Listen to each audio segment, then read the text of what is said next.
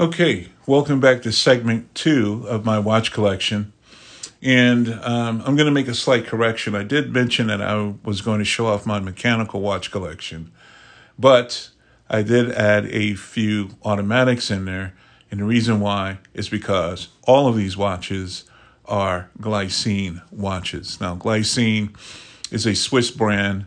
They make very nice watches, especially for the price point. Recently, they were acquired by Invicta watches. Now, just because Invicta, I know they get a lot of flack on, being the huge, humongous cheap watches. Don't let that take away from the name of Glycine. I think Glycine still maintains their manufacturing process of those watches. You can tell a post-Invicta Glycine by the logo, which I'll cover here in just a second. So before going too deep down the rabbit hole, we'll jump right in and I'll show you my Glycine watch collection. So because I said these were mechanical watches, I'm going to start off with the mechanical watches and then end off with the two automatics. Let's start with this guy. And by the way, ignore the time. I know the time on these are wrong, but because they are mechanicals and automatics, I haven't wound these in a while, so that's why you see the time. The time settings are very different. So for these next couple of watches, these are all 48 millimeters. And in fact, that is in the name. And what you're looking at here is the Glycine KMU 48. And the 48 stands for the case size. I love this aviator, large, clean, simple look of these watches. They're very well made. So this one here is done in a chocolate colored dial, and it's kind of got this sort of cream colored numbers around the dial. Nice, large, legible numbers. As you can see here, the Glycine name and logo are at the 12 o'clock. Now, going back to the whole Invicta issue, this is post-Invicta, so this is when Glycine was still independent. And the way that you can tell is that their crown looks exactly like a crown. And I'll give you what a post-Invicta, and I'm sorry, I might have misused the term, pre-Invicta. And here is your post-Invicta. And let me set this down for a second. We'll unscrew the crown and we'll move the hands out of the way so you can see exactly what I'm talking about. Okay. So look at this Glycine and the logo at the 12 o'clock. Notice the crown has wings, whereas on this one, there are no wings attached to it.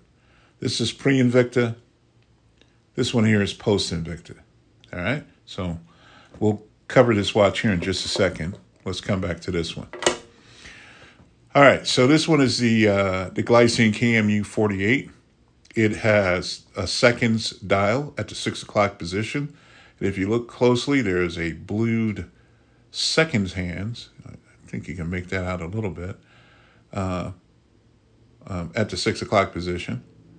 We have different case finishings. We have some high polish. We have some brush finishings on the lugs. We have some high polishing on the side. This one is on a sort of camel colored leather strap. And if you undo that, there's your mechanical movement. And I believe this is a Unitas movement on here. A Swiss-made movement, mechanical. And so for those who don't know the difference between mechanical and automatic, on an automatic watch, you will normally see a rotor here.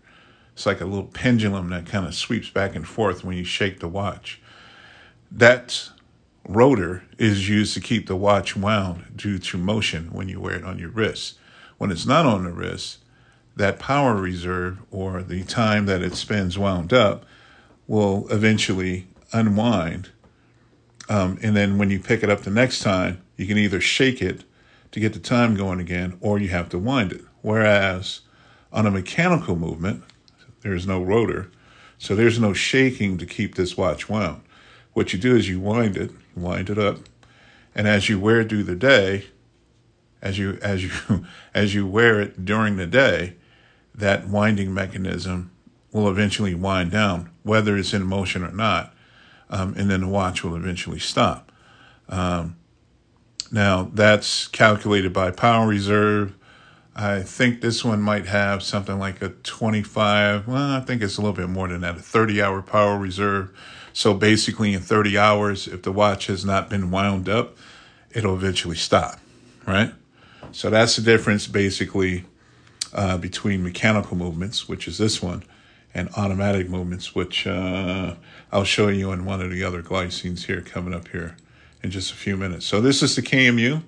I'm a big fan of glycine, and I'm also a big fan of these particular models. So just like with the Shinolas, I got myself a few of them. Here's one done in a kind of a cream colored dial with black indices or black numbers around the dial. On this one, you got the seconds dial at the 9 o'clock position, whereas on the previous one, you have it at the 6 o'clock position. Now, both of these are KMU 48s. They're basically the same model. This one is on a chocolate brown leather strap. I thought that pairing worked well with the color of the dial. And like the previous one, this has an exhibition case back window. And by the way, sapphire on the front, sapphire on the back. This one has a little bit more decoration to it. Let's pull that last one up here. No, actually, this one has a little bit more decoration. There's some branding on the wheels here, the gears. No branding on that one. I'm guessing this was probably an earlier model. So, but theoretically, it's the same watch in a different color scheme. The finishings are pretty much the same. 48 millimeter case. I believe this is a 24 millimeter lug. A nice low profile, so it sits really nice on the wrist. And that's the Glycine KMU 48. Wrapping up the KMU series, this one here is a special edition. This is a limited edition. 500 pieces of these were made. About 250 of these were made. And if you look closely, this one has more of a brush finish, unlike the other two. It also has a carbon fiber design dial. It's got a bright or burnt orange seconds dial. Very in your face. Nice winding mechanism. I do have this on an aftermarket Stingray strap. I just thought it just worked nicely with this watch. So I went out and bought one. And then this one even has more decorations on its Unitas configuration. And I might be mispronouncing that, so correct me if I'm wrong on how to pronounce that. But I believe it's Unitas. I could be mistaken. This one has a little bit more decorations on there, a little bit more branding, a little bit more detailing. Again, these are pre-Invicta Glycine watches.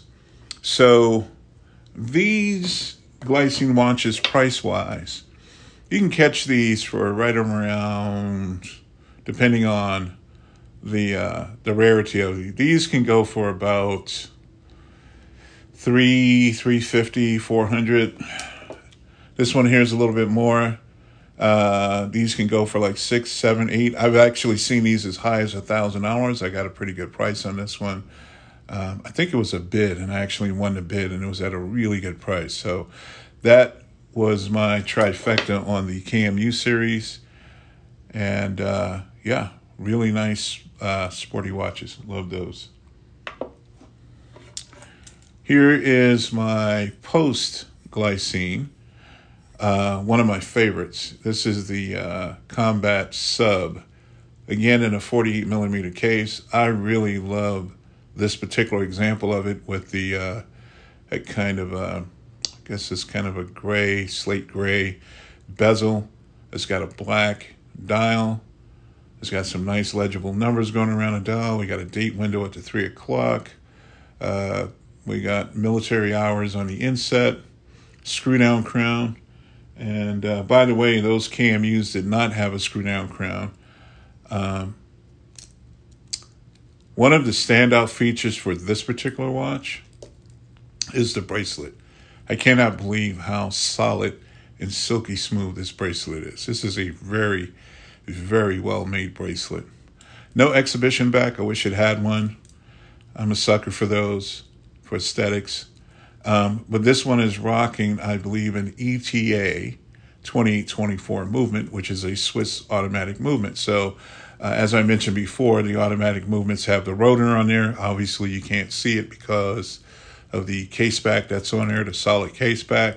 But I love this watch a lot, and I do get a lot of compliments on it. Yeah, by the way, it kind of looks a little Rolexy. But again, for those who know Rolex, even though it may kind of resemble it, I wouldn't exactly call this an homage watch.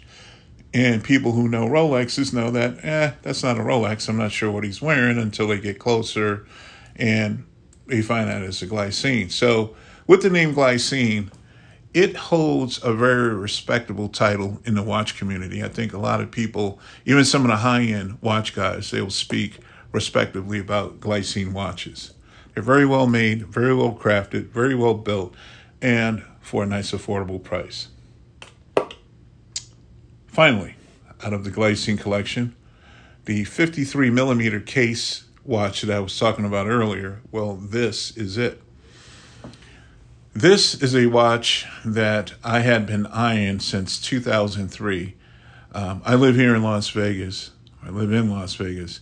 And I used to, as a hobby, just walk around to different watch stores in some of the hotels and just look at watches and learn more about them and learn more about what brands are out there and what makes this watch so special than any other watch, So I was at the Venetian one day, and this is back in 2003, and I, at that time, was an Invicta fanboy because they were large watches, and again, large watches, prior to Invicta, they weren't that popular. And for me, having big wrists and big hands, I obviously was immediately attracted to Invicta watches because of that. So at that time, I was looking at all big watches. So I walk into the jewelry store or watch shop at the Venetian, and they had these watches behind the counter. And I'm like, whoa, what is that? So the guy pulls it out. I pull it out. I pull it out. I take it. I try it on. I fell in love with this watch. It was just one problem, the price. At that time, these watches were going for like $5,000 and up. Again, glycine.